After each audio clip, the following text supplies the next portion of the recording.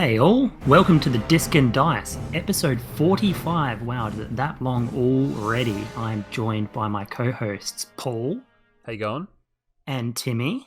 Howdy. Timmy, can you just introduce yourself again? All right, so I'm not really Timmy. I'm Luke.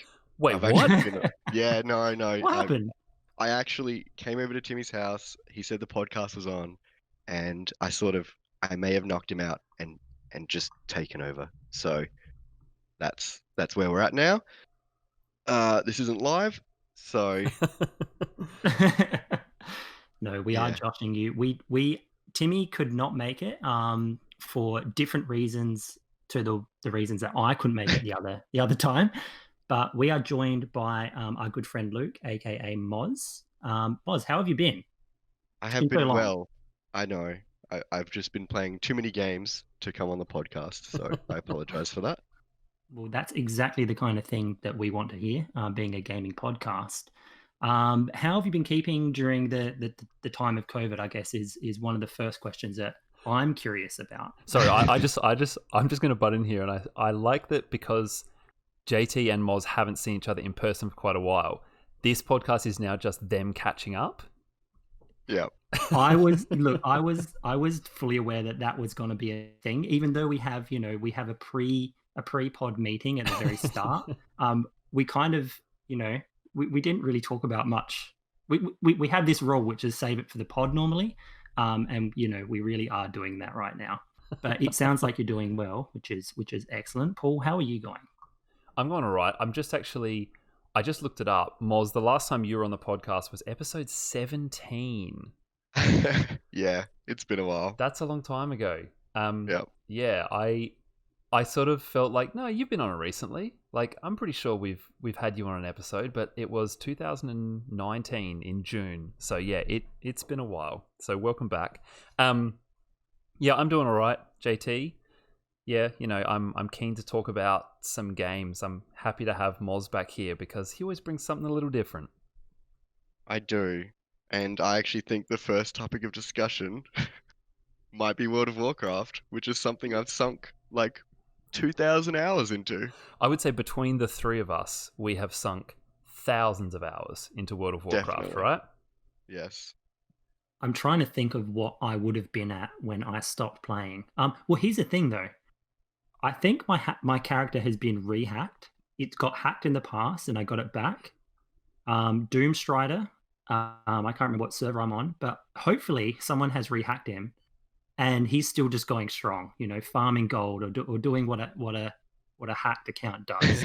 So who knows what my account really is up to, but I reckon I was probably easily in the hundreds of hours when I stopped playing, and yeah, I think you guys have played significantly more than I have. Maybe the hundreds of days. Yeah, hundreds. Yeah, multiple hundreds of days. But the thing is, like, it's like a Kinder Surprise if your account gets hacked. I love it. Like when you come back and you're like, "Oh, new expansion. I'll come back, check it out. Oh, my password's changed." You have to go through the whole process, and then all of a sudden, your bags are full of like Saronite, and you're in just some random place. All your armor's broken, and you've just been mining for like 12 months straight. Like it's good fun.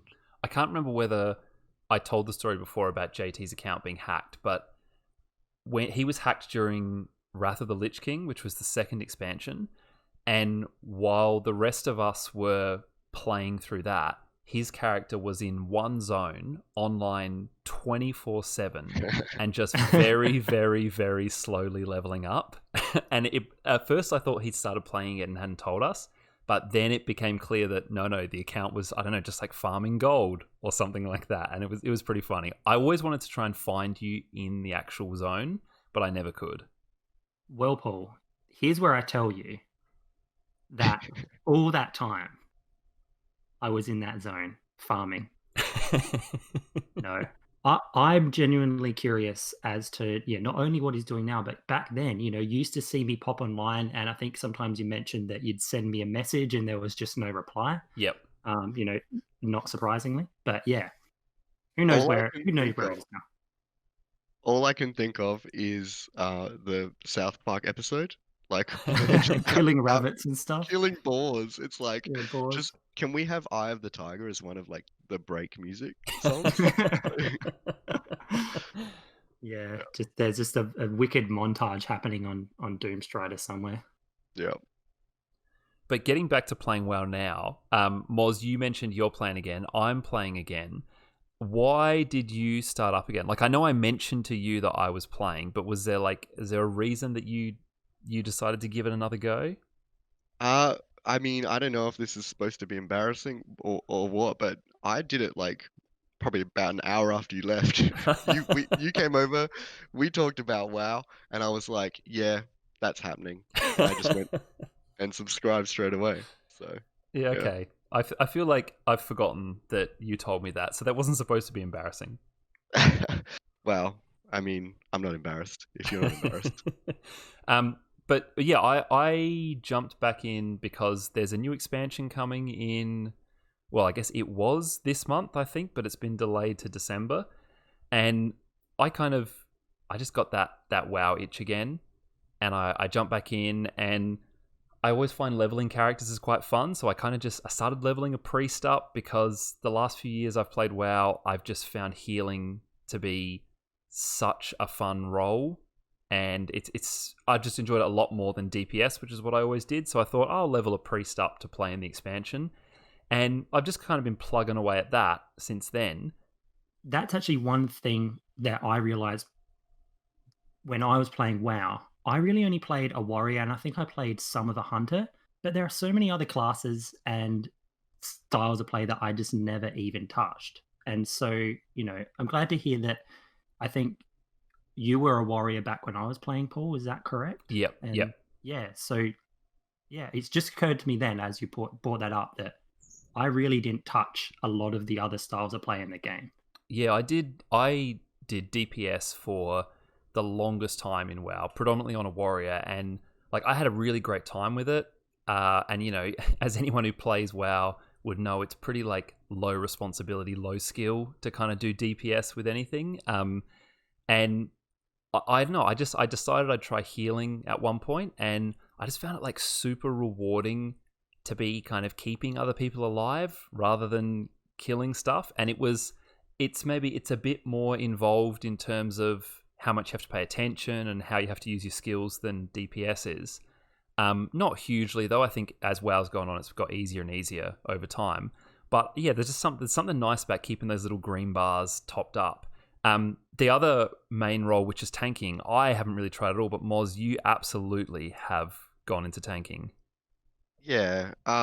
So I had the Draenei warrior in BC, and that sort of stuck through, and I think I only really tanked as a warrior, but yeah, I loved it. That was like I love main tanking and stuff just because um it gave you the biggest impact to lead the group and lead the raid and make sure everything sort of goes well. So the healer, like playing as a healer, I've loved that as well. So you can, really triage and make sure you like are mana efficient and all that sort of stuff and keep everyone alive. But at the end of the day, if your tanks aren't doing the right thing and your DPS aren't doing the right thing, well, you're kind of screwed. But what I found, especially in five mans, if you're a tank and you're a good tank, you can sort of borderline solo it. You just need a couple heals here and there, and you know, you're gonna like take care of business.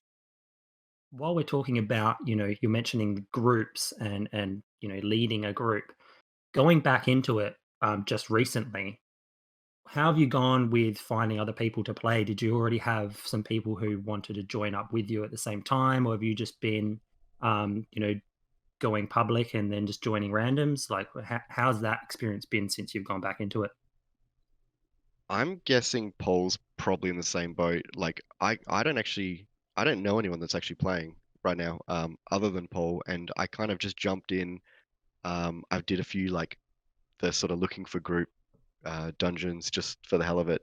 But mainly my goal is probably just to level in the new expansion um, when it comes out, when the actual uh, new zones come out and everything. But to be honest, with the scaling, that's the thing. That's the thing that probably brought me back the most. I watched some YouTube videos after Paul left, and there was like one that was just talking about how they're bringing back that sort of feeling of um, adventure and slowly like uncovering the game and just control, and you can go wherever you want and everything scales. So you can choose whatever expansion you want and go through the storyline. There's no jumping around. It's nice and like a continual arc.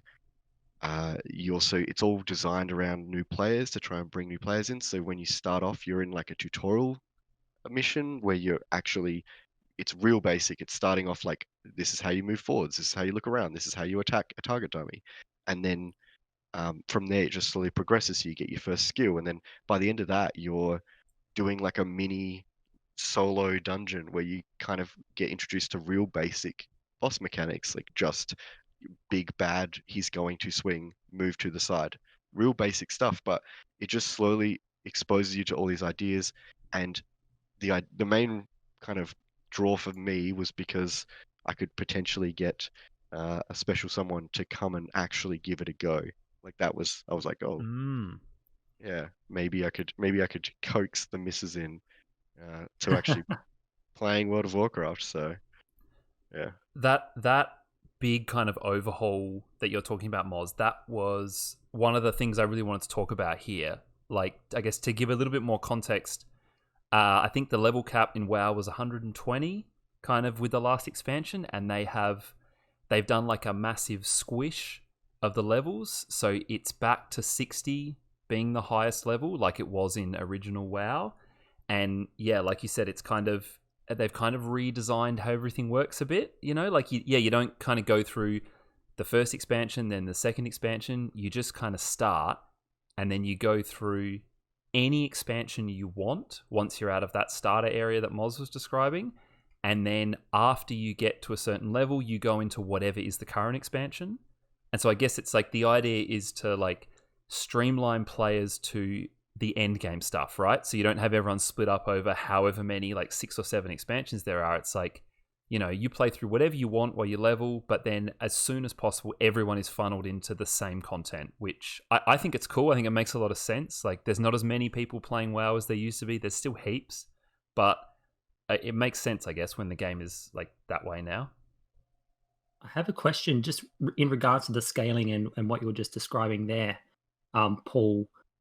So is this, with having everything scaled, does it mean that like areas that, you know, were part of the classic vanilla WoW and other things, does it just mean that people get to go back to those areas? Because if encounters are scaled, you know, it means that people can go where they want and still get challenged to their level instead of just skipping completely past it because, you know, a certain area is useless because the mobs there and the materials or what have you that you get, they're not something you wouldn't get experience for. So you can go to different areas and still be challenged and have the game sort of keep up with how you're playing, if that makes sense. Yeah, that's basically how it works. Like scaling's actually been in for a bit now, for like I think maybe like 1 or 2 expansions or something. Really? Yeah, I think they've had scaling, but not quite on this level.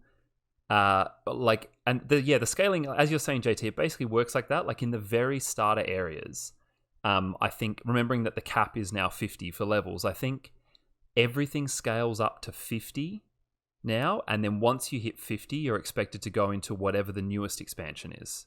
And Right, like okay. that, you know, that's new content. And it's got, the actual system is a little bit clunky, I think, at the moment, the way it works sometimes. Like, you have to kind of nominate which expansion is your sort of like main one, and then that one sort of scales.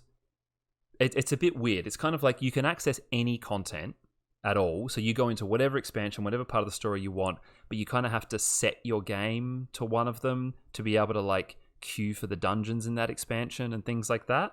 Some of them are a little bit like once you go into those, they're not, every zone isn't necessarily scaled. So let's say you go to like the Mist of Pandaria expansion, which is like the one that's all themed around China and things like that. It's not that every zone there is exactly the same. There are still kind of starter zones, and other zones will be actually higher level. But if you stay in the starter zone the whole time, it will scale all the way up with you. But when you move to any other zone, as you kind of level up and become ready for it, they will also scale with you. Does that kind of make sense? So you still kind of you still go through the zones in sort of the way that you would following the story, but they just kind of move up with you along the way. That yeah, absolutely makes sense. Is that not an issue though for, say, someone who doesn't really want to explore and do things, the way that the developers have planned out, and they can just sort of stay in one area because everything's scaling with them, essentially just farm an area to gain experience as it's leveling with them? Yeah, like you absolutely could. I guess one thing would be that would be very boring, and I guess at this point, Absolutely. like in terms of the developers, like why do they care? Like however you get to the level cap so that you're into like end game, that's really where the game is. So if you get there by grinding boars like the South Park episode, then like you go for it, because I guess it just doesn't matter how you get there, really.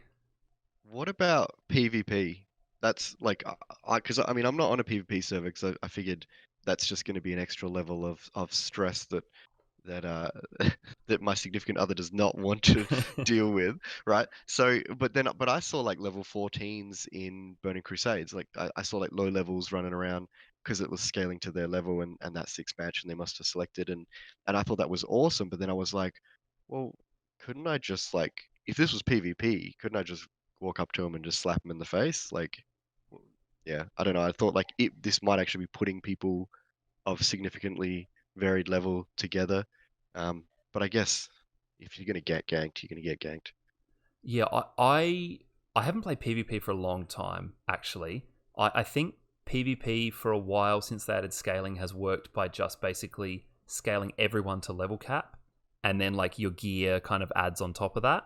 That's sort of how that's worked, and I guess it's made the queues a lot shorter. But in terms of the in-world stuff, I'm not exactly sure how it works, but I I'm not sure. Do they even have PvP servers anymore? Because I think from memory they might have done a thing now where you choose to flag yourself for PvP, world PvP at any time, and then you're just instanced in with other players who have chosen to do that. It's like servers on WoW have started to mean nothing. I Yeah, think okay. like you can quest with anyone no matter what server they're on. You can do dungeons with anyone. I think PvP has gone the same way, that when you choose to do it, you just kind of you join the PvP instance and it pulls people from every server, which again is like it's kind of cool. Yeah, it gives people control. I guess Right. the funny thing is, I'm pretty sure like one of the big draws for World PvP was actually griefing.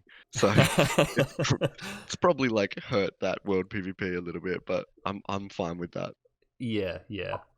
On the topic of PvP, I this is just an anecdote that I've wanted to share for the longest time, because I've just never had a situation where I could. But speaking of PvP and being ganked in the world, do you remember playing Anarchy Online mods all those years ago? No. The I played old a little bit of that. it was the old janky sci-fi MMO, and I remember playing it with you because it was went free to play. The very first Oh time, because yeah. that was the first MMO I really probably played. The first time I ever experienced getting griefed and any kind of PvP was I met this random dude in the middle of nowhere, and he opened chat with me and was like, "Hey man, can you flag yourself for PvP or flag yourself as being open?" It's basically being open so that you can trade with them. To do that, you have to flag them. You have to flag yourself. And I was like, "Yeah, sure, man." He was like, "Oh yeah, I just need you to hold some items for me." And I was like, just none the wiser. I was like, "Cool." He's like gonna let me hold some items or something. He's like, "Yeah, I'll give you some money." Flagged myself, just shot me in the face and was like, "Haha, sucked in," and then just walked off. It was like my first lesson in being like, griefed and to be wary of like any PvP zones. Yeah, I just had to share that. That's great. I love that story. It's like, but I can't help but wonder just how sort of calloused people get from those kinds of experiences. Because it's like DayZ. I know I'm not gonna go off on tangent too much, but like the the fact is that game, it's the same thing. You go in doe-eyed, bushy-tailed, hoping for a wonderful adventure, and all of a sudden you just get like completely destroyed, and your little hope is just smothered, and then within like 3 days, you're just this bitter old man who doesn't trust anyone and Ju- yeah, shoots on sight. just like the South Park episode when they get griefed by the guy. It reminds me of EVE Online as well, which I played quite a bit of with you and Moz, Moz, and a other friend of ours. And we had another friend actually who wanted to play and was like all into it and kind of like started up the game and got their ship and was flying out to where we were. We had our base, which was kind of, we'd sort of moved past being in the kind of safe space in EVE Online by that point, and we were kind of in the area that's just run by players, but we kind of knew what to do to stay safe. It wasn't sort of that difficult. And this guy, like, he didn't know any of that stuff, so he was like, "Oh, I'll just fly to you guys. I'll just fly to where you are." And we kind of said like, "Oh, maybe you shouldn't do that." And he, as you do when you don't know what you're doing, he got like ganked, he got killed and lost his ship and all this stuff, because that's how EVE works. And he just rage quit and never played again. It's so understandable in Eve as well, because it's just there's just just that the commitment level for that game is just a bit more next level to other ones. I am curious though. I know the two of you have mentioned that you're not big PvP players in WoW at the moment, but one thing I did love when I was playing was the PvP instances, not necessarily the world ones, but the ones where you would queue to go through, like the The I can't remember what they're battlegrounds. called. The battlegrounds, yeah. Mm-hmm. Have you managed to do anything like that? Have there been any major changes to the PvP battlegrounds and those kinds of scenarios?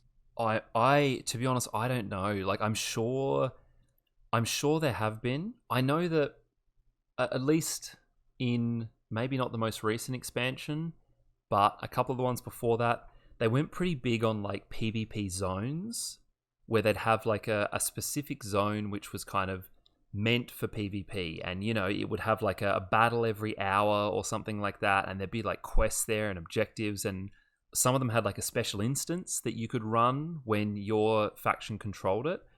And I always thought that stuff was really cool, that kind of like funneling players towards like a big battleground. But in terms of just those normal ones, JT, I haven't done one of those in quite a long time. I think because, like I said, for quite a while now, I've just been playing healers. And I don't know, I feel like PvP is such chaos that unless you go in there quite organized, as a healer, like, there's not a lot you can do. Because everyone's just running in all kinds of directions. It's hard to keep track of them, to heal the people who need to be healed. And as soon as anyone realizes you're like a squishy healer, you just get picked off straight away. So it's not the best experience for that. Like, Moz, you've never really been a big PvPer, even back in the day when we were playing WoW all the time, right?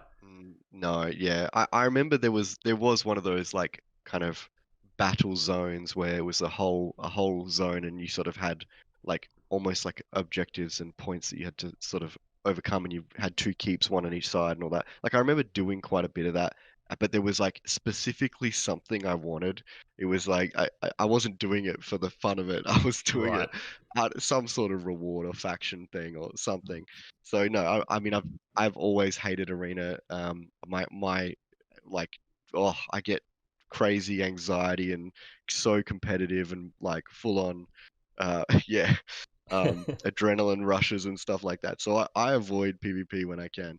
But I mean, I've played on PvP servers and I've done the battlegrounds and all that. But yeah, I don't have any intention of going back to PvP. Like I'm there for hunter pets and mounts and leveling and all the Care Bear stuff. So Yeah, There's it's weird. I kind of feel like when I played, like, this is just a matter of having spare time in some sense. But back in the day when I played, I sort of did a little bit of everything. But when I play WoW now, I'm just very narrowly focused on like one or two things. Like, I either want to I want to heal dungeons and fish. And I've got no interest in PvP, no interest in like questing, no interest in daily quests, like anything like that. I'm just like, I just want to log on, heal a dungeon, and catch some fish, and like that's good for me. And I feel like I ignore like at least 50% of the game at this point. but that's when the best part about it. It's so big. Yeah, It's a totally, huge totally. game. Yeah. Yeah, I think the fact in that you can pick and choose like that is a strength. in regards to, sort of rewards, I remember towards the end when I was playing, dailies became a really big thing, and I remember, Paul, that was something that everybody would do in our guild at least. You'd be like, "Oh, I'm just doing my dailies," and it became this sort of chore. Is that still something that's going on in WoW today? Last I was aware, dailies were changed to what were called world quests, which was kind of the same. And it was like every day you would get like a random selection of world quests that would appear on your map. And it was less grindy because the way it worked in the past was, you'd go to one tiny area of the map every single day and do the 10 quests that were there. And you'd do it every day for like a month till you got the thing you wanted. Now it's like you do world quests all over the map, and they can be all kinds of different things. Like they might be running a dungeon, they might be just gathering resources, they might be like going and doing a quest and killing something like normal, but they tend to kind of jump around, and they have like it's a lot more streamlined in terms of the rewards. So you just have a daily quest that says this will give you a helm that's this item level, and so you're very easily able to go, oh yeah, I do need a new helm, so I'll go and do that world quest. Or if you already have that piece, you can just say, well, I'll skip that one and I won't bother with it. So it's definitely less grindy. And I think the system is better because rather than putting everyone in one area to just do the same quests, it sends you all over the place. So in the last expansion, there were kind of like 2 island continents, which was one was Horde, one was Alliance. And once you hit the level cap, you would get world quests in both areas. And so if you wanted to, you could go to the Horde area, and it would kind of be a bit interesting to check out their zones if you hadn't played them and things like that. So it gives you a bit of variety, and it's a lot clearer about what you're working towards. Like at some point, endgame is always going to be a grind, like no matter what you're doing, there's going to be some element of that to it. But I think they did a good job of almost like disguising that in some ways. Definitely sounds like a step up from that sort of income-based gameplay that the dailies was sort of pushing back in the day. So I'm glad to hear that that's been overhauled in a way. For the better. The other thing I wanted to mention, which is jumping way back to a question you asked earlier, JT, about like whether we have people to play with. I have found that it is like WoW has made it so easy to group with other players in terms of things like the group finder for dungeons, and you can even do it for raids now. That it's like a double-edged sword. It's super easy to get into any group content, but it's so easy that it almost has disincentivized actually forming any social connections. When we all used to play back in the day, we had like a group of people we played with, and we knew all their names and who they were, and we're all in a guild, and getting together with the guild to do something was sort of more effective than getting together with randoms because we could communicate and all that. Now it's like the content has been streamlined and you could say dumbed down, and getting into the content in terms of grouping up is all just automatic. You basically just click like join queue and it puts everyone in together, it teleports you to the place, and there you go. And I played through the last expansion, which is still the current one, and like I'm playing again now, and I played a bit of the one before that. I never joined a guild. That entire time, I just played on my own, queuing with randoms. And that was never like an obstacle to me progressing or getting the things I wanted to get, which, like I said, it's good because it was super easy. But on the other hand, like, I don't know, I feel like I would almost like to be pushed a bit more towards having to form some kind of social group that works together. I don't know, like Moz, you said you're kind of just playing by yourself as well. So yeah, are you like, do you feel like you'd be interested in joining a guild or anything like that? I joined a guild. I joined a guild straight away. All right. You ready? You ready? Okay. And when did they make you guild leader? Okay. So this is what happened. Well, actually, that would actually probably happen. But I wouldn't be guild leader. I'm never the man in charge. I'm the one down, leading the raids and like basically keeping everyone in line. You're the one like you're But working behind the scenes in like yeah, the private officer chat, manipulating things. exactly. Yeah. Oh God. It always happened. I was within like 2 months, probably because I had too much time on my hands. So I was the one that actually was, like farming out all the mats for the group feast things and the pots and the gems and the doing all my dailies every day like it was a 9 to 5 or a 9 to 9. Yeah, I And actually think you were a professional WoW player at some pretty point. much, yeah, yeah. So, but I was like, okay, I want a guild because first of all, I don't want those goddamn random guild invites every 10 seconds. And second of all, you get like some cool perks. There are some decent, legitimate perks that like make it worthwhile being in a guild. But I didn't want to join a guild with people, not people.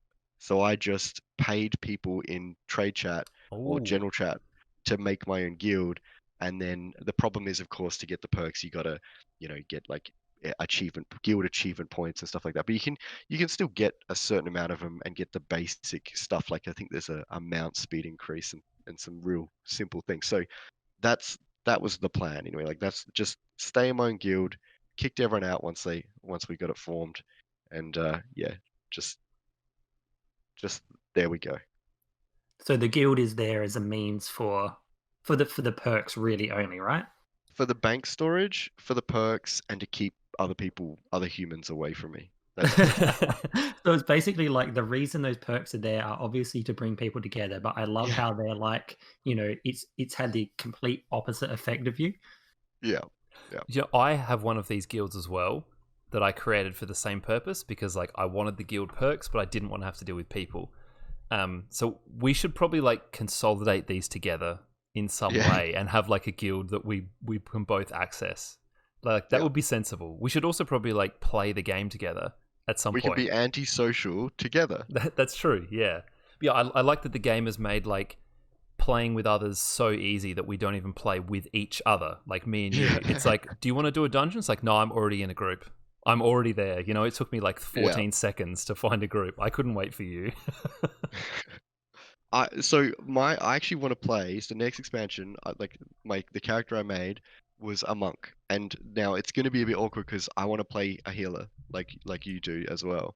But Hmm. yeah, that is like my goal right now. Play a healer monk, and level it up. So I think you've already leveled, right? As No, like a priest? I haven't. No? I've leveled. I don't know. I'm trying to think now with the level squish. I think I'm at 30. And what is it? Okay. It's like 50, or you need to be at 60 for the new expansion. 50 for the 50. expansion. Okay, yeah. So I think I'm at 30 at the moment. Yeah. I mean, to be honest, it really is such a quick leveling experience now that it Yeah. it doesn't really matter. Like, yeah, you can just sort of power through it. Especially as a healer or a tank, you can have instant queues and you can just do questing as much as you want. When you get bored with that, just chain dungeons until you get bored with that. So anyway, Yeah, I leveled a hunter like in the last expansion, which I found really, really fun. Like you were talking about hunter pets before. That's basically why I started because I just wanted to collect all the cool mechanical pets. And I yeah. so yeah, I've got a hunter as well. So we've got enough that we can still play together. So that's actually something that I did actually want to just sort of rub in everyone's face for anyone that plays Hunter.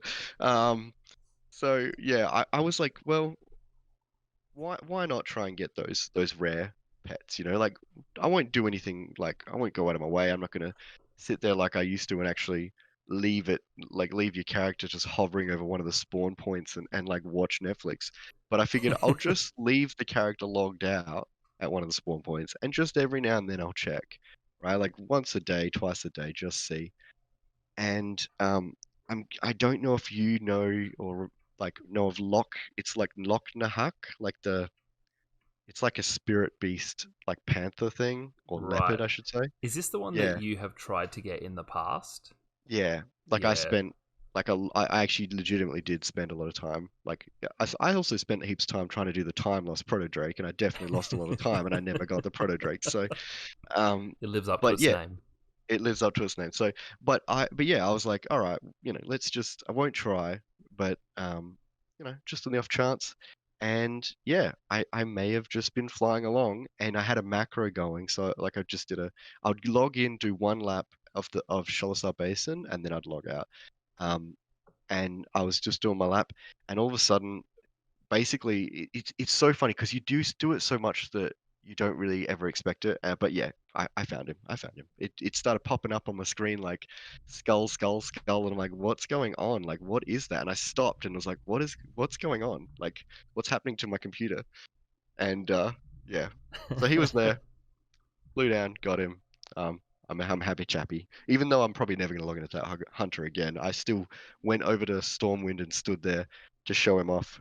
And yeah, done. I did that, I think, with one of the mechanical pets when I was leveling my hunter, where it was the same kind of thing. Like, it was a rare spawn in an area, but it wasn't too hard to get because it was like one of the ones in the like vanilla zones, and the model wasn't super cool, but I just kind of wanted to collect all the mechanical ones, and I did a little bit of that same thing, like logging out in the cave that it spawns in, and then I'd just kind of log on there, and if it wasn't there, I'd log out and play something else, and I just kind of kept doing that until it was there, and then tamed it, and then kind of moved on. Like, I like that sort of the hunter class has a whole sort of mini game involved in collecting pets that you can go like super deep into if you want to. I mean, yeah, it's one of those things where, to be honest, every time I played Hunter seriously at all, not just leveling, I'm playing marksman, so I'm not even using a pet. Yeah, So it's right. kind of they're just sitting in the stable, getting old and grey and arthritis in the back legs. But yeah, I don't mind. At least I've got them. What about mounts? In terms of Do like you ever collecting them, collecting? Yeah. yeah, I don't really like. I guess every now and then there'll be something that is not super hard to attain, and it kind of suits like the role play of whatever character I'm trying to do. Like, I've got a lot of dwarf characters, and they'll always try to kind of have, I don't know, mounts that sort of suit them, like bears and things like that, rather than having them like flying on dragons and things. But yeah, I don't know. I don't go out of my way for mounts. I would say I sort of have picked up enough over the years of playing WoW that I've kind of always got something interesting that I can switch to when I get bored. Have you ever done the random mount? Because that's what I use most of the time. I haven't, but that I've always thought, like, the problem with that for me is like I would do it and then I'd be like, oh no, I don't want that mount, and then I do it Yeah, no, again. that's fine. You just remount. I'll sit there for like 20 seconds just mounting over and over until I get one I like. That just seems so frustrating No, though. no. It's a joy every time. So yeah, in terms of WoW, I think I'm trying to hold off on playing too much at the moment, because with that new expansion coming in like a month or two, I don't want to burn myself out before that, because it's kind of fun being part of all the new content when it does come out. So I'm just playing every now and then at the moment. But Moz, I'm hoping you'll stick around for a bit until the expansion. Perhaps we can play together. Yep, sure, done. Just so you know, I basically subscribed, immediately unsubscribed, just so that like I didn't, I don't know, forget about it and just leave it on forever. And I was like, you've got to earn this. I did exactly the same thing. Yep. You Yep. got to earn this subscription, mate. And so far, like, I mean, it's doing pretty good. But yeah, if you're around and we can hang out and do some stuff, do some little dungeons, then that'd be great. It's good for socializing as well Yeah. for that. JT, what are the chances that you would ever come back and try WoW again? I'm glad you asked that, because as you guys were talking just then, I had a quick search of what's happening with Doomstrider.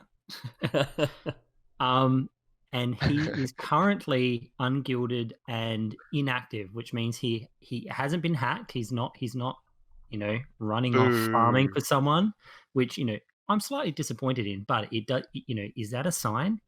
Does Doomstrider want me to come back and take the reins again? I don't know. Look, I'm quite happy to jump in just to if there's the social aspect, because going back to sort of what you were talking about before, I really think the gameplay in WoW was secondary to the fact that I was logging on to sort of play the game with friends. Mm-hmm. So as long as the friends are there, I think I could happily see myself playing WoW for at least a short period of time. I feel like we should just form wait, what's the podcast called again?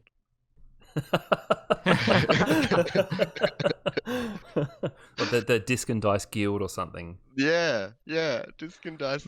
That's not a bad idea. Maybe we should do that. Yeah, if there's anyone listening who wants to jump back into WoW and join the podcast guild, let us know. Maybe that will give us the push to get that going. Yeah. Keeping in mind that Moz has already stated that he does not want to talk to anybody in the guild. Keep that in mind. Don't worry, I'll be one of the officers, and I can just mute everyone. Only officer chat. That's it. Done. Shall we move on? Yeah, let's move on. I think we've talked a lot about WoW here, more than I expected.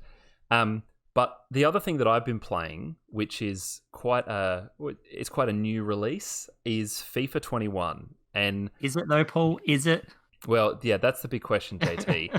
And this is usually we talk about something we've played, which is kind of new and shiny, and in the spotlight of the gaming industry. If we've played it, we talk about that right up front. And we didn't do that today because, to be honest, I don't have a lot good to say about this game, so we didn't want to kind of open with negativity.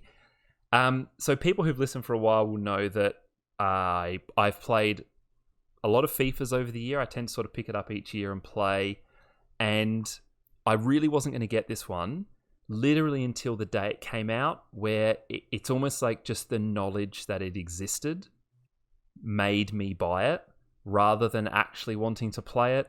And yeah, like FIFA over the last few years has, like, I've still put a lot of time into it. I've really enjoyed certain game modes, like the Ultimate Team mode, which is like the pinnacle of loot boxes. I have like absolutely loved that game mode for the last couple of FIFAs and put so much time into it. But the actual gameplay has, I feel, been sort of slipping away for quite a while now and becoming more and more arcadey and more kind of focused on like lots of goals and like, I don't know, focused on sort of just attacking play, lots of goals, like action all the time, which is like literally the opposite of what actual football is like.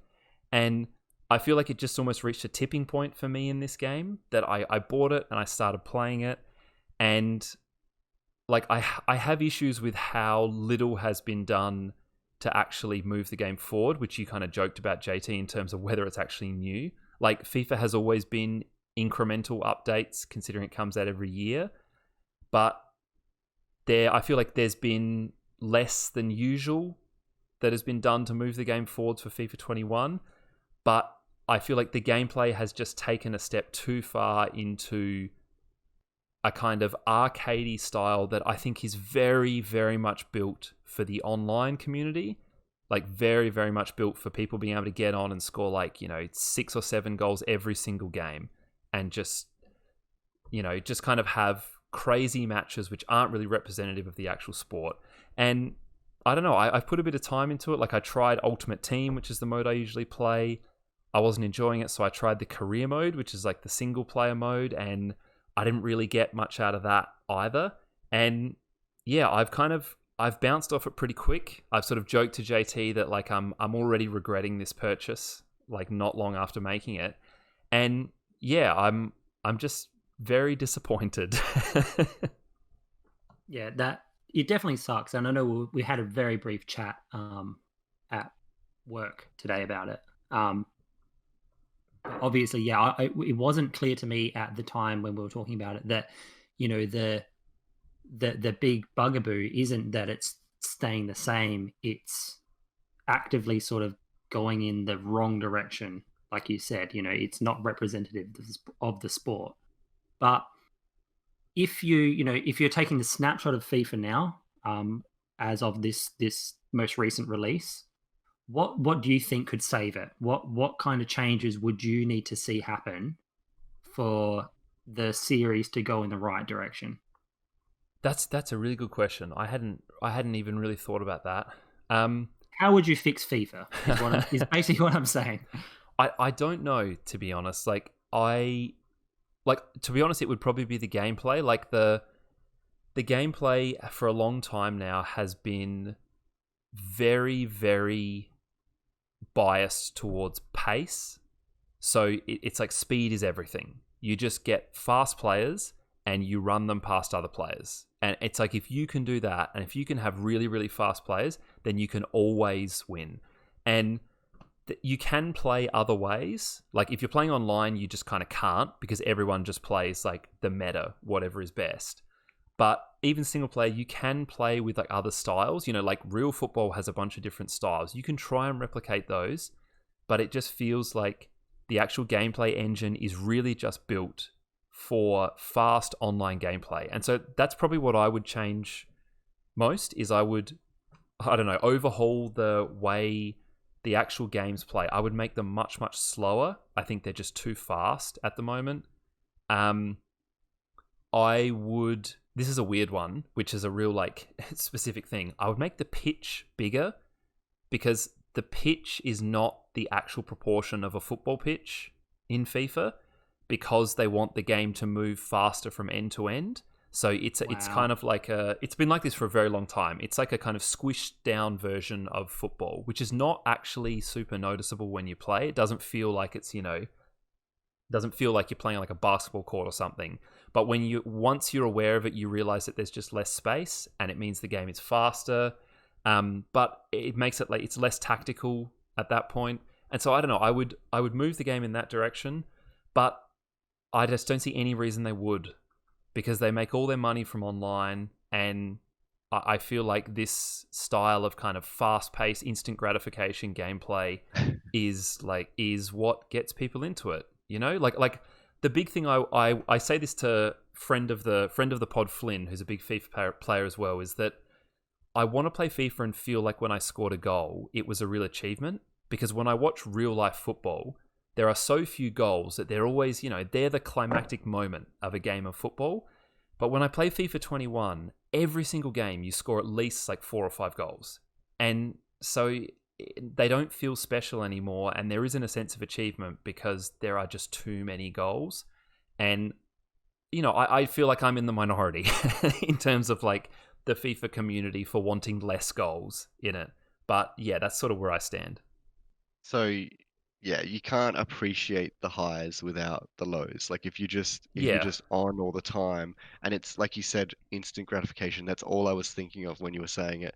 And as much as I want to criticize society and just like the masses, like, it's capitalism, right? Like what's going to be the most entertaining to the masses and keep everyone like glued to the screen. That's the whole point. They're trying to make sales. They're trying to make as much action and excitement as possible. So it's such a difficult sort of tightrope to balance, because of course money's gonna win, and like they're gonna be doing marketing, and they're gonna be working out like the demographic, and it's like you said, it's gonna be online. It's gonna be people that want to get home after work and just like do amazing shit, and not really be that tactical about it, and not really Right. be that paced. It's But then the extreme of that, sorry, one more sec. The extreme of that is like armor, because um you've got this like extreme military simulator, and it's like you've got to eat and you've got to drink, and it's all like crazy, and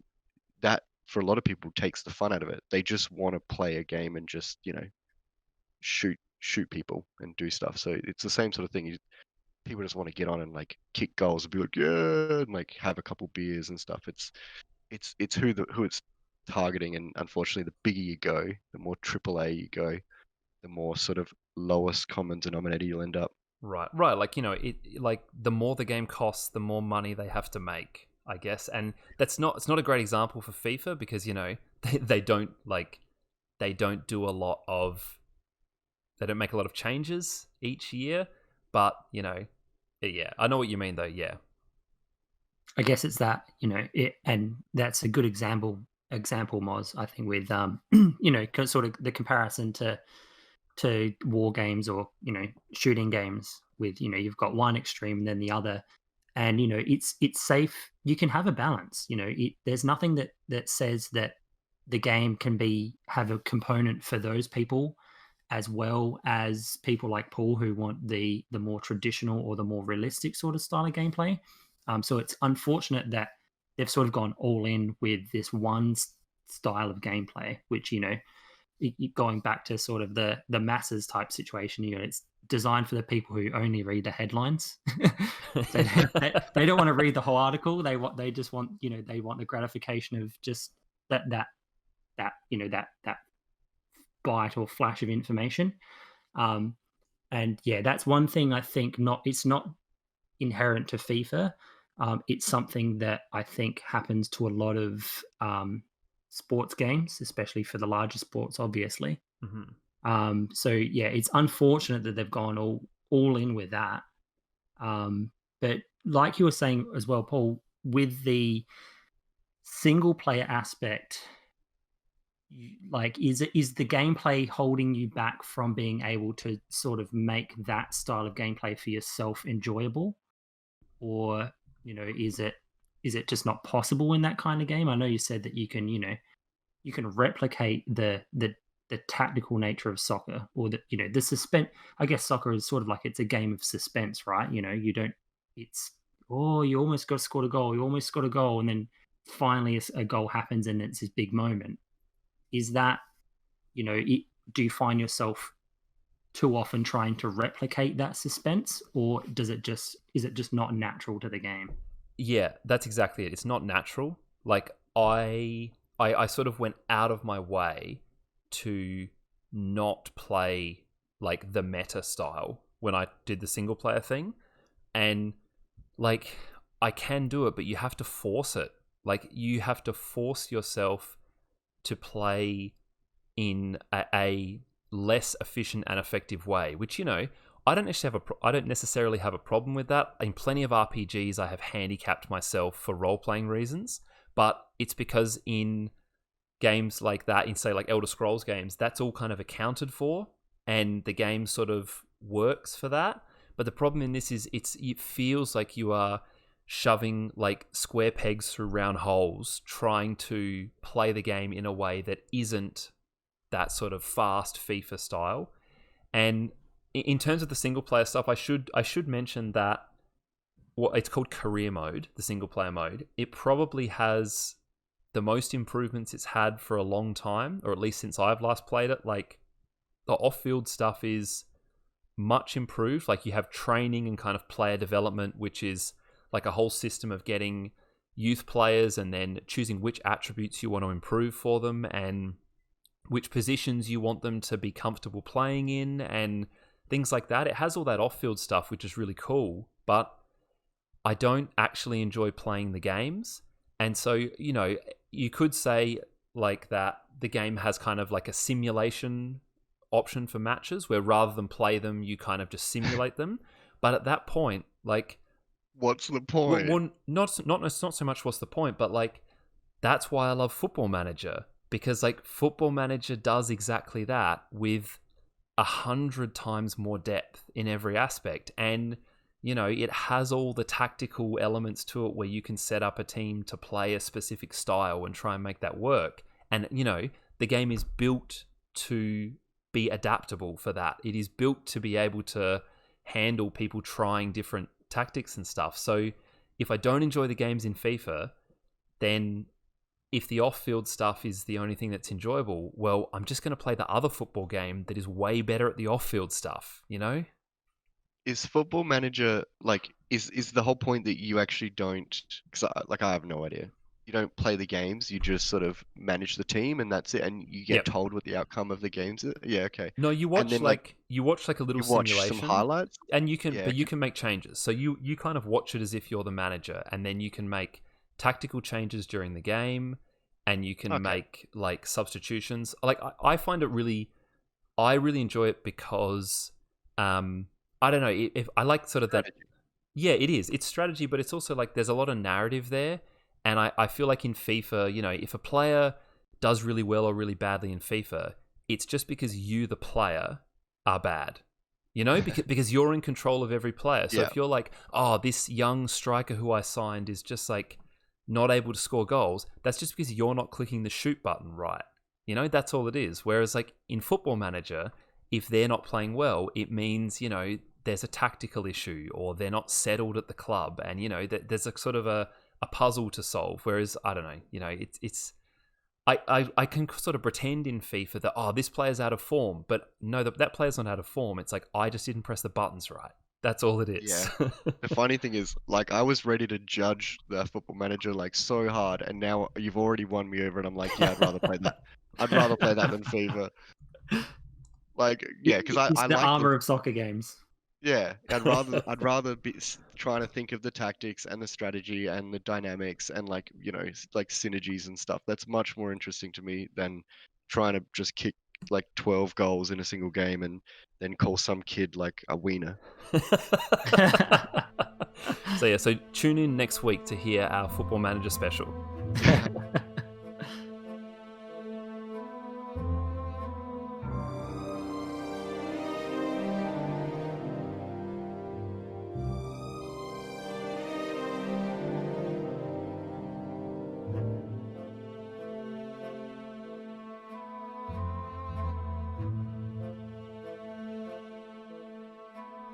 So Moz, we kind of joked around at the start about how long it's been since you've been on the pod, like episode 17, all that time ago.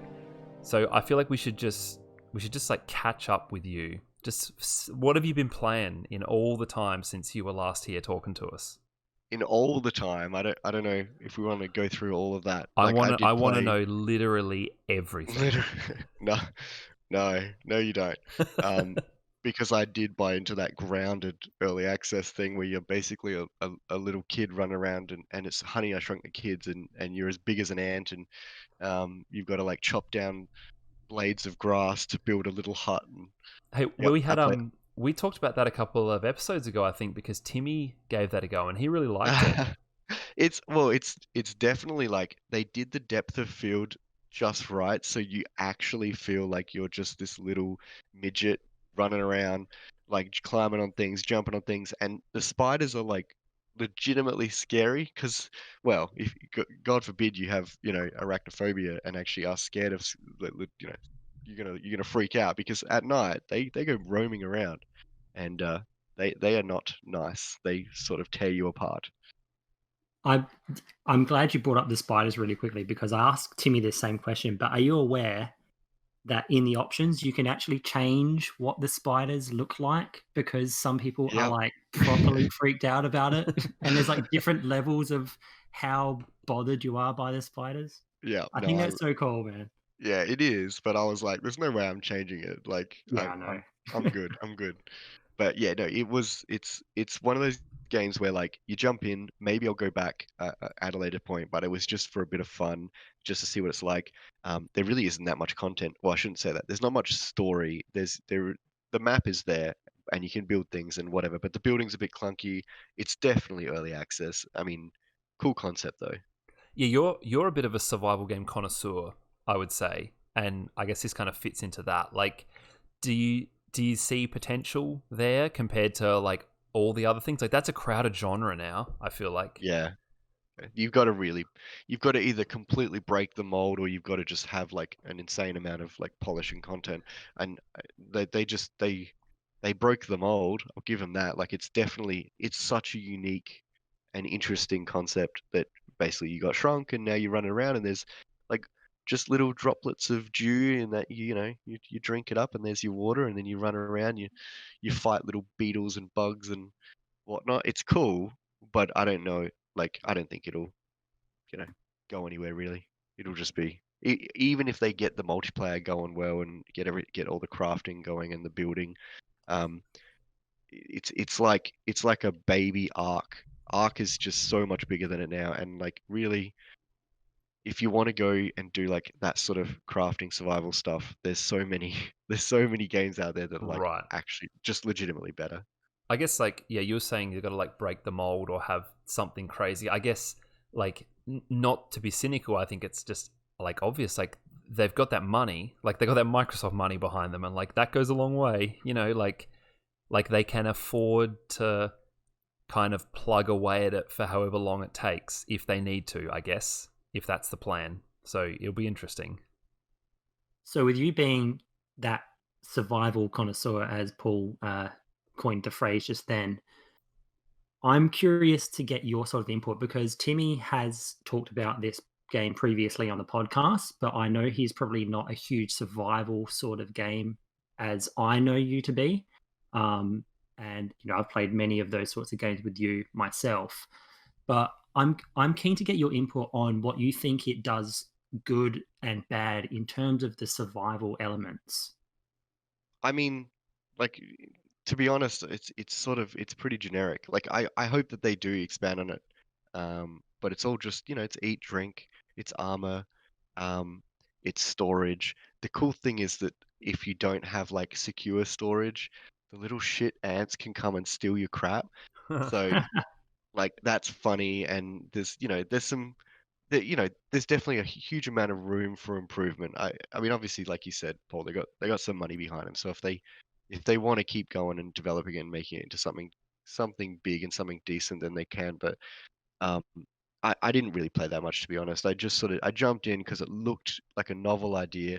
It definitely was a novel idea, and you definitely do get the feeling of scale. Like you really feel small, and you climb up on something, and you'll be like, "Yeah, I just climbed on this huge thing. I'm so far up," and you look around, and you're like, "Jesus Christ, I'm in a backyard." Like that's just someone's lawn. I can see the letterbox, like, and you're like, "I am tiny right now." With all the bloom and the lens flare and the depth of field just does it. You genuinely feel like a little person. I'd be interested to see actually um, what that kind of experience would be like if you're playing VR. I mean, VR is a contested topic in terms of how much it really actually puts you in the game. But I feel like that's the kind of game where it would, I think it would flourish there. I think that'd really do VR a bit of justice. In terms of the, like you said, like making you feel tiny. I think Yeah. it'd be really cool. I always with the VR though, I it's like how do you do movement well? Like I feel like trying to use like using a controller or a keyboard or whatever, just some sort of input to move your body around while your head's moving independently.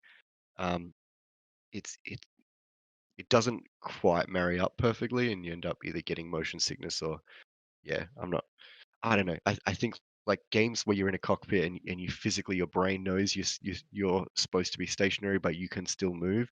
Like that's where it's at. Like uh, that Star Wars, that new I don't even know the name. I haven't even played it, but the one where you're Yeah, Squadrons. dogfighting Squadrons, yeah, Yeah. that I've looked awesome, and the VR support is there. So I've like none of us have played that, I don't think, but I've heard a story from someone playing it in VR that with stuff like the X-wings are kind of built like fighter jets.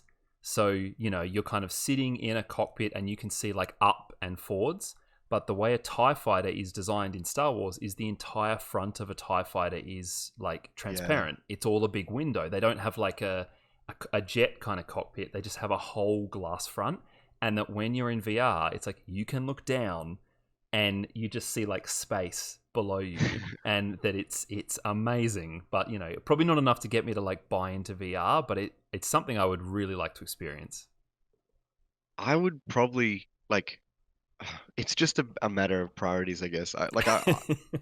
That sounds amazing, and the times I have tried VR, like on a friend's like good rig, like overclocked and liquid cooled and all best spec stuff, like it was amazing, and I could see myself, even just playing like archery and yeah, squadrons or just simple little things. One of them was like I think it was kind of like a tech demo almost, I think, and you just sit on the side of a hill and you like pick up sticks and throw it, and there's like this little alien thing that goes and gets them and brings it back or something. And like it's like such a good experience. I could see myself doing it. It's just I can't in good conscience dish out the money required because Right. my computer's getting old now, so I'd really want to upgrade that and then yeah, buy all the VR kit, and by the end of the day I'd be like, can't do it. I know we've sort of segued quickly into VR, but I think it was you and me, Paul, we were having this conversation, possibly at work again.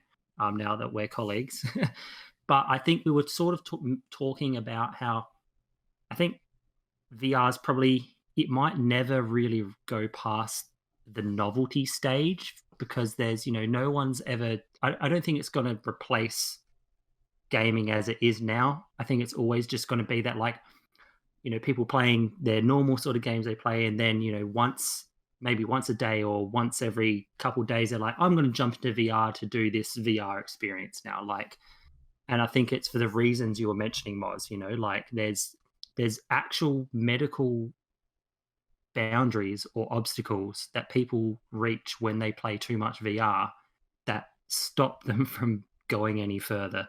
So I don't think it's going to get past that point. Right, like you hear about games like Half-Life Alyx, which everyone who has played that seems to say it's amazing, that it just like uses the tech better than anything else has. But that doesn't mean that all first-person shooters are better in VR, right? It just means that one is built perfectly for that tech. So yeah, I kind of agree that I feel like it's, at least the way it is now, it's going to be like a tangential thing, but stuff that is made specifically for it and done well is really, really cool. But like I'm not going to be playing the next FIFA game in VR or anything like that. I'm not going to be playing the next FIFA game. Good. Just keep with your manager one. Yeah. Yeah, But anyway, Football like, Manager VR though, but yeah, Moz, we want to hear what you've played. So Okay, what else? right. What else you been getting into? All right. So, uh, I have never owned a console, and I probably never will. Um, but that didn't stop me from actually watching The Last of Us 1 on YouTube. I watched it like it was a movie, so someone recorded it and uploaded it as basically one continuous video that was like done where the combat sort of cut out and just like little bits of combat here and there just to sort of emphasize, but then it was basically just all the cutscenes and dialogue and things like that. And it was great. The story was amazing. Um, so I was actually really looking forward to, well, watching The Last of Us 2, but someone at work was nice enough to lend me their PlayStation 4 and said, go play it. And I started playing, and my partner was watching and kind of was obviously like showing an interest because, it's quite a beautiful game, and it's got a female character and she's a badass, and there's all sorts of cool characters and stuff. So she was like, I'd be willing to give it a go. And she hasn't played a console game or a game of any kind for God knows how many decades, for a very long time, since she was, youngin. And so she jumped on, and it was literally like starting from scratch. So she basically she could only move and then she would look around. So it's like one or the other. She could kind of aim or move, and then she would slowly, I sort of taught her the buttons and things like that. But it was so wonderful to see her progress. And for the first game to be Last of Us 2, and by the end of it, she was basically a pro, throwing Molotovs and stun bombs and shit. Yeah, it was awesome. And the story, of course, like, it's funny because she actually wasn't that engaged with the story, but I was all wrapped up. I loved it. So. Did you have to kind of, her first game being Last of Us 2, like such a high mark, did you have to finish it? And she's like, yeah, I enjoyed that. And then you had to kind of be like, I just let you know they're not all this good. Yeah, yeah. I said that like multiple times, and then yeah, what are you supposed to say? What are you supposed to do? Like it really did set the bar so high, but I, I'm glad that she started on something so strong, because I mean it's gonna give her that incentive to actually at least keep going, keep trying new games, new experiences. So yeah. Now, we got to do this without spoilers because I know Timmy is still playing through The Last of Us 2. He was just messaging us the other night about like at the point that he's at. But I'm guessing, Moz, that like you guys have finished it. Yeah, finished it. Um, yeah, loved it. No, it's like I'm like tiptoeing around. Like, what do I say? I know. Like, yeah, Uh, is there anything you can say about like your thoughts on, I guess, like the story without spoiling it?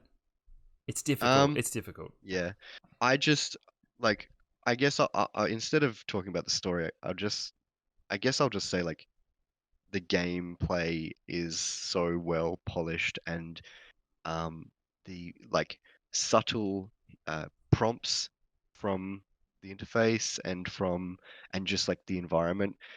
I just love like the way that the level design guides you through with just subtle like discolorations on fences and things and dripping water and there's it's you can just tell that like there was a lot of effort put into it to make it as intuitive as possible. So for the like someone who really hasn't played games like basically for for a long time to the point where yeah, like I said, that barely able to even use the controls, which would be like what I'm like anyway with a controller. Like I said, I've never owned a console, so but still, yeah, just watching her sort of progress and just seeing the level of like I don't just detail that's gone into it. And the graphics, my God, like I mean it's only a lowly console, but they definitely optimized that game.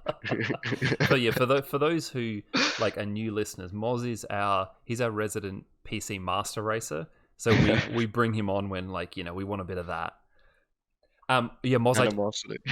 I just wanted to jump in there. Like, I know what you mean. It's like the game, like in sort of a purely kind of game design sense, the game is linear, right? But it doesn't feel linear when you're moving No. through. Yeah. You're moving through like like a neighborhood or even like say an abandoned building. It's like the entrances and exits feel natural. They don't feel like here's the start of the level, here's the end, follow the path to there. It feels like you walk into a neighborhood and the road that leads out, it's kind of like, well, of course that's the road that leads out. Of course those other roadways are blocked. They're not invisible walls and things like that. It's like that general level of like immersion is amazing, and I love that stuff. I love not kind of seeing the game design, if you know what I mean. And I think, yeah, like going off of that, Paul, is just they've obviously built on the first Last of Us game by implementing the open world aspects, but not to the point where it's like, oh, I wish this game was all open world. Right. You really, really respect it, the fact that it is a story that's being told. It needs to be linear, but there are those moments of that it's just enough to open world for you to want to explore a little bit more along the way, but you don't crave more. You don't wish it was like a Fallout game where you're just exploring an entire map. And I think they do, like you said, Mars, they do it in such a natural way that you don't even realize that you're no longer in an open world area. You're sort of just naturally progressing through. Yeah. Yeah. And I think like maybe because I wasn't playing and I was sort of able to just relax and watch it, I actually did notice even more sort of little cues and things, design elements like to sort of improve the experience. But like things like, and I'm sure everyone noticed this, but things like when you go through certain doorways and it's obvious that's like a one way or just you fall down, they do that all the time. You really can't go wrong. Like you can't actually screw up and go the wrong way or like, go around in circles. Yeah, in the open world area, like they'll give you a little playground, a little sandbox and say, go have fun. And when you're ready to come back and go back to the story, just let us know, sort of thing. Like, you know what I mean? It's like you got your main mission, but you can go and search all these extra little buildings if you want. And yeah, I guess I don't know. I just noticed so many of those elements, and I was like, why can't all games be like this? Yeah. So anyway, yeah, can't talk about stories, so I feel like we're just yeah, I want to get off before I accidentally do and say something. But yeah, epic game. Definitely check it out. Super happy that I was able to borrow the console and actually, even though I didn't play it, I basically I feel like I did because I was sitting right there screaming, no, quick, like click, kill that one, shoot that one. Oh my God.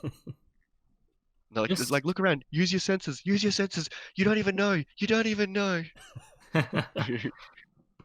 just Yeah. quickly, Moz, before we do any kind of moving off of Last of Us, not strictly about that game, but have you ever looked into playing the Uncharted series, who is made by the same developers, Naughty Dog? Oh, I didn't Because know they were made by the same. Yeah, they are okay. excellent, and it's a different. It's like It's it, Tomb it Raider, isn't it?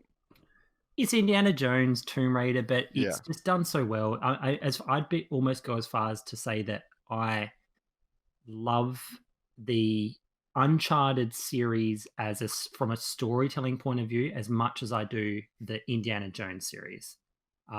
And I think if you like Last of Us, you'd get a massive kick out of the Uncharted series. Paul may or may not agree with me, but I think it. I think it's just Naughty Dog. They just get it. As far as games go, they just get it. Yeah, And like especially when it comes to adventure games. yeah, I think the sort of the level design and the gameplay I think is very similar in a lot of ways. Like Uncharted's a lot more shooting, whereas, Last of Us has a bit more stealth and that kind of stuff. Story-wise, I think they are like quite different. Like Uncharted is a big dumb action movie in like the best possible way. And, Last of Us is something very different to that. But it's a very, very good version of, like JT said, like an Indiana Jones movie with like, a wisecracking, lovable protagonist who murders 5 million people across the course of the game. But that's never questioned. You don't question that. I love that. Yeah. I like the funny thing is you say, "Oh, Last of Us has more stealth," but that was not my experience. Yeah, right. It was like, all right, how can I make as much mayhem as possible? Like Molotovs going out, like sniper rifles and shit, like people getting popped with crossbows in the throat and stuff. It was and just the way you can die. I think that was probably one of the most um enjoyable parts about it when you're watching someone who doesn't play games, because I probably would have died maybe once or twice. Like I guess if I depending on the difficulty or whatever, if I played it myself, but like there was so many cool death scenes where you're just getting ripped apart, and I would have missed all of that. So yeah, I really enjoyed just watching. All right, what else? Diablo 3? That's a that feels like it feels like a blast from the past, but I guess it's not that old, is it? No, it's pretty old now. It is, Yeah. but it's still like, I mean, it was a polished game, and like yeah, I've been watching obviously the Diablo 4 sort of gameplay videos and things like that, getting excited, and yeah, Last of Us 2 was over. We'd finished that, so I was like, what do we go on to next? And yeah, Diablo 3 was sort of it, I didn't really know where else to go. It's another game that's really just good, fun, like fast paced, but really not that hard. And it's like it's killing and it's looting, and they seem to be the two aspects of games that were like most highly sought after and um, appealing. So And so you're yeah, playing you're playing this you're playing this on the PS4 as well, yeah? no, no, no. No? No, I actually got my old laptop out, hooked it up to the big old TV, and yes, Ah. and then I'm playing on the computer. But the best part about it is I can look over and I can see the TV, so I can actually be like, no, no, to the left, to left. I'm just over there, like, and I can help and be Nice. yeah. And if I hear that noise, that beautiful orange beam of light noise, um, I can make sure that it doesn't get missed. You know what I mean? Because that's like, yeah, that's really important. But yeah, we basically went through and we smashed that out as well. It's ridiculous, the appetite for games, and we've gone through the whole story to this point, including Reaper of Souls. With with Diablo, I'm just trying to think, like, how old is it? Because I remember back when I used to not use Reddit or YouTube as religiously as I do these days. I used to use GameSpot to get like my game trailers and updates and things like that. And I remember watching trailers for Diablo 3 on that and being like, "Yep, I'm going to play that game," and I still have not touched it yet. Um, Wow. but one thing I do know about the Diablo series in general is that, and more so Diablo 3, is that it's a game that knows exactly what kind of game it is and doesn't try to be anything else, and just Yeah, really does it very well. exactly. Um, and yeah, it is one that I do want to get around to playing, knowing that there's no Diablo 4 really on the horizon, as far as I No, know. but there is. There But there is. is, Oh JT. god, I should have checked GameSpot. Damn it. Yeah, I like I'm just jumping straight off that into Diablo 4 really quickly. That like the kind of announcement trailer, Like I didn't think I was up for Diablo 4 because I played Diablo 3 and I was like, yeah, that was really fun, but it's just like a kind of, it's just like a loot grindy action RPG. I'll probably just give that a miss. And then they dropped that cinematic for Diablo 4 and I was just like, I'm in. I'm in. Yeah, yeah. Yeah, it's Oh, so good. Quickly, Moz, there's on Diablo 3. yeah. Um, I played I played Reaper of Souls and like I really enjoyed it, but I didn't go much beyond that. But I've heard from people who have stuck with it that they haven't done any more kind of expansions like that, but they've sort of been they do like seasons in the game and that they add like kind of interesting little tweaks here and there or new like map types and things like do you have any sense of like how the game has kind of developed over time? Like, is it significantly different than when you last played it in any way? Uh, so short answer is no. Um, you sort of get to level cap and you start, you finish through all the story. And yeah, do you remember when you actually played it originally and you got to about around level 30 or something by the end of the story? Yep. So, yeah. Um, yeah, no, like I think because we were bumping up the difficulty so much and so early on, we were level cap before we finished the story. So we went straight into like bounties and rifts and we did some of these like I can't remember what they're called, but they're like to get the Hellfire amulet. There's like these super duper like just isolated boss fights where you kind of go in and all it is a big old boss fight. But you fight like multiple like random bosses at once, and they spawn like based on the health of the primary like Diablo boss. And there's we've done all sorts of cool stuff, but all of that was in place before I stopped playing last time. So there's nothing really new. The seasons, from what I understand, there probably are some little rewards and things like that, but I haven't really bothered. I think like you can do what is it? It's like you do like a hardcore character each season. Right. There's yeah, and I think you get certain rewards for doing it and stuff. Um, I can't remember what else. There's like yeah, I'm not really sure. We basically stuck to it was either we just kind of went back and forth, and we still go back to it, but I kind of want to move away from that.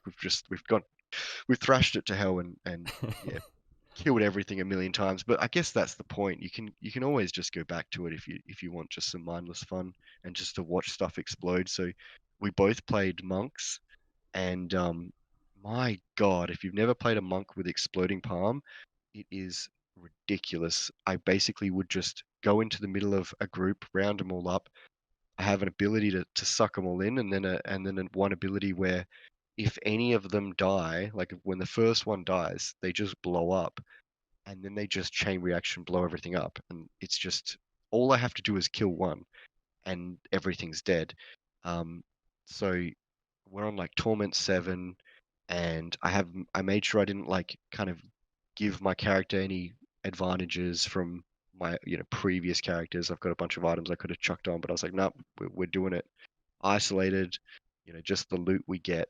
And yeah, it's been so much fun. So just riffs, greater riffs, which like they're so good. You get to the end and there's just you're basically guaranteed two legendaries and maybe a set item and stuff. So just fat loots, lots of killing, lots of fun. But I do want to try and transition away. So World of Warcraft, or even got Vermintide 2, which was another sort of arcadey. Ooh. Yeah, yeah, bit more substance there, like first person, but still pretty. It's still pretty just arcadey killing hack and slash, but trying to sort of slowly transition to things that are more complicated and sort of expand the skill set. I just wanted to quickly say I thought you would have played as a necromancer because they added that in, didn't they? Oh no, I played. That's the thing. I did that to death. Ah, okay. Yeah, like I mean, I did actually go back and like just jump on this. I had like the witch doctor because I love my minions. So I had the I witch know, doctor and I I had know. yeah, yeah, the necromancer. So, but I got on the necromancer and I basically was like, all right, let's see how he does after all this time. And I went out and I was like, all right, can't remember what I put it on, like what torment level. And I was like, all right, let's just see. And I was like, well, let's just like this is too easy. Everything's dying one hit. Let's bump it up. And I was like wow, it'd be stupid to go to the max one, but I was like, "No, whatever. Like, just go there." And just see just how badly I get wrecked, and I was just running around killing everything like it was, like it was normal. So, um, yeah, it's not fun once you get to that point. And I don't know. I just like yeah, I basically just teleport away around with these like blood teleport things, and then I've got like my 8 skeletons, and then I just summon like 10 odd spirit things, and they once they're all going, like once you got them all up, they're just yeah, everything's dead before you can get to it, and you just or basically just run around picking up loot, and it's like yeah, why why am I I doing this? I'm kind of curious, like to have. I mean, both your input on this in regards to dungeon crawlers. Obviously, Diablo's like the veteran. It's the go-to for a lot of people, but I've never really played any of them to any extent. Maybe Diablo 2. I think I played the demo a tiny bit, but I watched a bunch of it mostly at friend's house. Didn't play any of 3 or 1. But what I have played a lot of with I think both of you actually is Torchlight 2. If I were to start playing Diablo 3 now, would I get anything, you know, s- significantly more out of the gameplay style in say Diablo 3 over Torchlight 2? Because to me from a top-down perspective, they look very, very similar. Is that the case, or could I expect to be, sort of like satisfied past what Torchlight 2 has already given me? I think Diablo 3, like there's the art style on one hand, which it's just aesthetic, but I think Diablo 3 just has a lot more depth in its systems. Yeah. Like Torchlight 2, I actually played that not that long ago, funnily enough, and it was a really fun game, but it doesn't have a lot of replayability. Like, I don't know, I would say you don't really play either of those games for their story. Like, Diablo's story is better, definitely, than Torchlight's, but um, yeah, Torchlight kind of it I don't know, what is it? It costs like $20 or something, and you get $20 worth of content in it. Whereas like Diablo is built to be played forever. Really, it's kind of Yeah. crazy. Well, so from my perspective, it goes Torchlight's like a little kiddie pool. I was basically going to do the exact same thing. It's the depth, right? Like also grittier, right? Like Diablo's grittier, but there's more depth if you want to really get into it and do the set items and min max everything and all that sort of stuff. So you got Torchlight, then you go into Diablo, which is like a normal pool, and then if you really want to go like deep diving, I mean, then you go into like Path of Exile Right. and you start getting like I mean Diablo 4 looks basically just as grim and dark and gritty as Path of Exile. So yeah, I'm looking forward to it. But um, Yeah, yeah, I was gonna say the same thing actually. Like if you were asking JT either like for yourself or for like listeners, like what should someone jump into if they want that kind of game now? Like Path of Exile's free and like it's pretty good. you know, yeah. it's a bit more hardcore, but like yeah, that game is very very well regarded.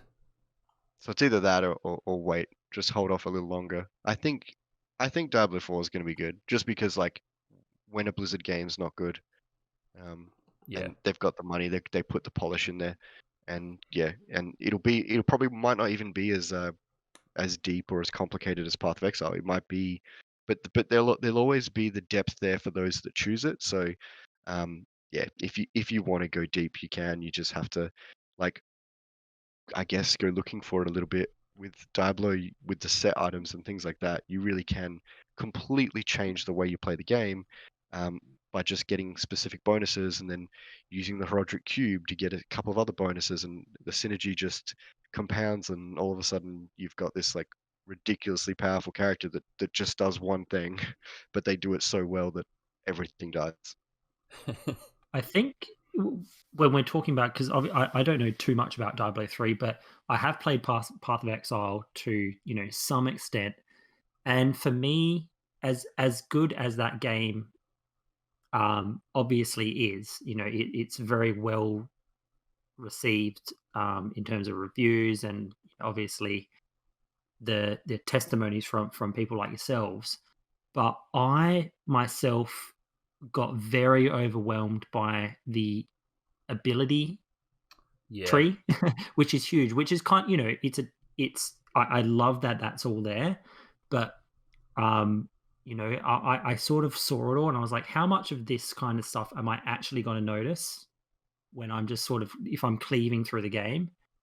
How much of of these abilities am I really going to notice, or are these just, a bunch of smaller incremental things? Because it's a scalability issue at the end of the day, right? Like, you've got your hero, you've got your abilities you can do in a game like Diablo. Obviously, like Moz is sort of saying, he knows exactly what sorts of abilities are doing what. Whereas Path of Exile, there's only so much you can really notice what's actually happening on screen, and there's so many abilities. And that's one thing that sort of I saw, and I was like, okay, I'm not sure if this is the kind of game I want to play with regards to dungeon crawling, but you know, again, I can be proven wrong there, or maybe it's just not my style of dungeon crawler. I don't know. I think that's how Diablo 3 does it well. Like they have that depth if you want to go looking for it, if you want to use the set items, if you want to do all that. But if you actually look at the skill sort of like tab or whatever, you've got, your 1 through 4 and your left and right, and that's it. Like it's real, it's like nice and simple. You can specialize every skill because you have your little runes, so you can actually put some customization in there and do some builds there. But if you want, you can keep it basically as simple as like Torchlight and keep it nice and easy, or you can go more complicated. Whereas Path of Exiles for the people that have destroyed Diablo 3 and they're like, I want Eve Online, please. I want pain, I want despair, and I want depth. And But it's that's what I mean. Like, I think the bugaboo for Path of Exile is that you're min maxing such tiny little metrics that it's like, only the person playing could possibly know what's actually being changed. It's like, if I'm making any kind of sense, it's like, how big of a change can so many different abilities actually have at the end of the day I get what you on your mean. gameplay? Yeah. Yeah, it's very granular. Whereas I do feel like Diablo 3, like Diablo 2, could be a bit like that as well, a bit granular. Diablo 3, it feels like your abilities, like they're meant to feel different. They're meant to be kind of a big deal. Like you said, Moz, you only have like 5 or 6 of them because they all do a big crazy thing in general, and you're not supposed to worry about, or you can if you want, but you don't have to worry about all those tiny little points and how much what your stat number is in every kind of attribute column and things like that. You got your 4 big abilities and you're good to go. Can I just want to put one thing in there. The way that we sort of like worked out which items were an upgrade, it was just, is there more green than red? I love that, actually. I really Yeah. love that. I gotta say, That as I'm leveling in WoW at the moment, that's what I'm doing. I just go Yeah. like item compare, and if it has 2 stats green, 1 stat red, I just put it on. I don't even look at Yeah. what they are. I feel like that's just a safe sort of thing in general for any like RPG based gameplay. I did the same thing in Witcher. It's like, all right, this thing is giving me more things than things it isn't giving me, so I'm going to equip that for now. And it's like, it's a foolproof method of like, equipping yourself or choosing your abilities. All right. Well, it was good to hear what you've been playing, Moz. Like we said, it's been a while, but as we always do before we finish things off, I want to know what you are going to be playing in the future. So, Moz, because you're not going to be on like next episode, although you never know. Who knows what will happen to Timmy? But assuming that you're not on in the next few episodes, what games are you looking forward to in the near future, just in general? Um, all right. So I think considering what we were just talking about, it's Diablo 4. Mm-hmm. Obviously, it's gonna be happening. Um, some World of Warcraft. I definitely want to do just have that leveling experience because I actually did miss the last expansion, and then the one before that I barely played. I think I just smashed through it, got to level cap, and then was like, all right, I'm bored, and stopped. So definitely World of Warcraft. And honestly, like I'm open to other suggestions. Oh, I bought Red Dead Redemption 2, but Oh yeah.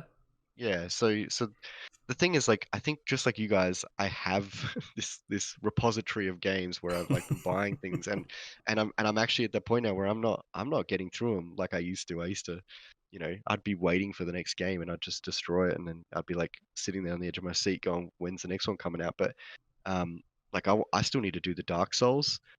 And like I only did the first one, so I need to do two and three. There's actually a huge list if I go on my Steam account. So anyway, yeah, there's a lot of games I'll be playing. There's always more games. Yeah. Well, for myself, I'm not really sure, to be honest. Like WoW as well. Like I kind of said, I want to keep kind of plugging away at that and kind of seeing seeing if I can get perhaps to the level cap I need to be for the new expansion before that comes out. Besides that, I've dipped a little bit back into Forza 7, which we've talked about before on the podcast. So I don't know, maybe I'll have some more thoughts on that. And I guess I've been saying this for so long that I'm going to finally finish playing the Spider-Man game on PS4, and I really would like to do that. So yeah, I'm hoping I'll get to that, but we'll see if it happens. And what about you, JT? I have, I'm continuing the Assassin's Creed saga, so I know there was a bit of I don't know, an uncertainty, I guess you could say, as to whether or not I was going to continue past 3 because there was such a love-hate relationship with that game. But I have started playing Assassin's Creed 4 Black Flag. Um, I haven't played nearly enough, obviously, to be able to talk about it on the pod tonight. But by next pod, I'm sure I would have gotten through enough of the game to have some opinions on it and some thoughts. So that's what I'll be continuing with, in the next fortnight. All right. Well, as we always say, if you want to get in touch with us, you can always email us, discandice@gmail.com. You can also find us on Discord. We're on the Raptor Mountain Discord server. And as we always mention every week, the links to all of these different places you can find us are always in the podcast description. So you just scroll down the bottom and there's some little hyperlinks there you can click to join these things or email us. If you want to keep in touch with us on social media, we're on Facebook, we're on YouTube, we're on Instagram, where, as Timmy always says, we are Disc and Dice Podcast because some sneaky person has taken the simple Disc and Dice name. But yeah, you can find us on all those places. We always appreciate a like and a reshare and a follow and all that kind of stuff. Rate and subscribe on your podcast app of choice. So that is it for this week. And Moz, particularly, thank you for joining us. It's been a while. It's great to have you back. Thank you for having me. That is it for this week. So we will see you all next time. Bye. Bye, guys. Can we use like a Black Flag shanty for the last song? Now you're ready to sail for the Horn.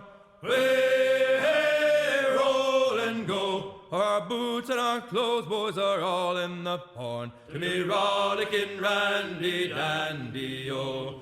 Heave a port, oh, heave away. Way,